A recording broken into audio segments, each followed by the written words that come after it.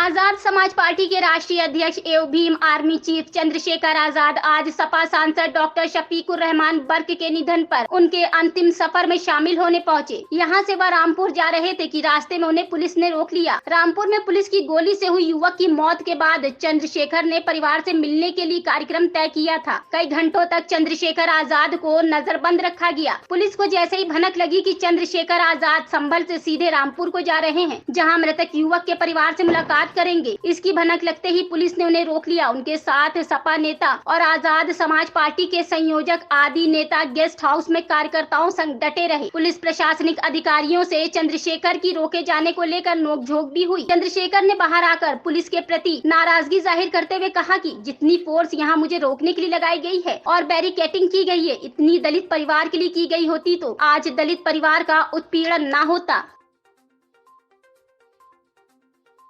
आज मुझे अपने हाथरस याद आ रहा है और आप महसूस कीजिए कि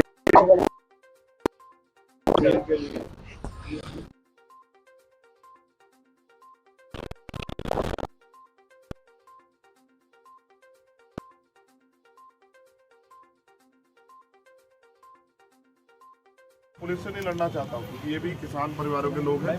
मेरी इनसे कोई लड़ाई नहीं, मगर मैं सरकार से पूछना चाहता हूँ। अब तो वैसे भी दलितों की हत्या के लिए अपराधियों की जरूरत नहीं, क्योंकि पुलिस इस काम को अच्छी तरह से अंजाम देने लगी। क्या आज चंद्रशेखर आजाद अपने उन पीड़ित परिवारों से नहीं मिल सकता जिनके खून के साथ होली खेली गई है, जिनके आंसू नहीं सूख पाए हैं? उस मां को क्या जवाब देगी सरकार? इस प्रदेश में दलितों की हत्या कब बंद होगी? मुख्यमंत्री क्या जवाब देंगे? बड़ा दलित हितैषी होने का नाटक करते हैं। मैं मांग करता हूँ, यहाँ जिम्मेदार अधिकारी भी खड़े हैं, कि मैं उस परिवार से मिलने जाऊँगा।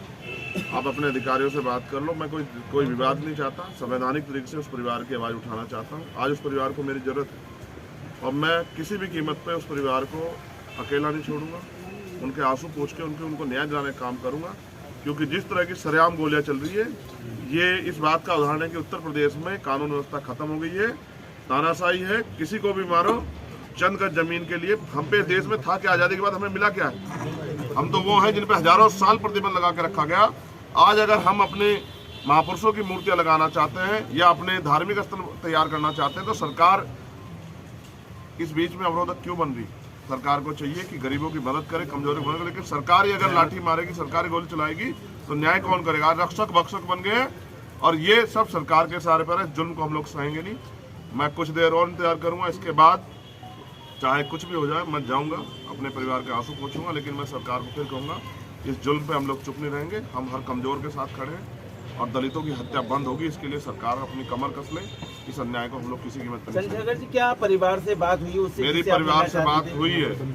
परिवार के लोग चाहते हैं कि मैं आ जाऊं, लेकिन वहाँ इस समय जिस तरह का माहौल है, पूरे गाँव में, पूरे देश में गुस्सा है, क्योंकि कोई नहीं चाहता कि जुल्म हो। क्या सर यहाँ आपको बंदी बना के रखा? ये पुलिस के लोगों से आप पूछो कि ये कौन सा, जितनी पुलिस आज मुझे रोकने के लिए लगाई, अगर इतनी पुलिस गरीबों की सुरक्षा में लगाते, कमजोरों की सुरक्षा में लगाते, तो शायद कई लोग जिंदा बच जाते। लेकिन अब तो पुलिस ही हत्या करने लगी है। तो फिर आपको जो सर किस बात का सर हवाला दिया गया है सर? अभी मैं अभी ये अपने सीनियर अधिकारियों से बात कर रहे हैं, मेरी भी कुछ अधिकारियों से बात हो रही। मैं बिल्कुल भी किसी भी कीमत पर रुकूंगा नहीं, चाहे आज ये मेरे ऊपर पुलिस गोली चला दे। मैं अपने परिवार के पास जाऊँगा, उनकी आवाज़ उठाने का काम करूँगा। मैं इसीलिए काम करता हूँ। अगर मैं आज उनके पास नहीं जा पाया तो शायद मैं कभी खुद को माफ़ नहीं कर पाऊँगा। आज मुझे मेरी ज़रूरत है। आज वो माएँ रो रही हैं, उस भाई को, जिस भाई को मार दिया गया, उस परिवार को मेरी ज़रूरत है।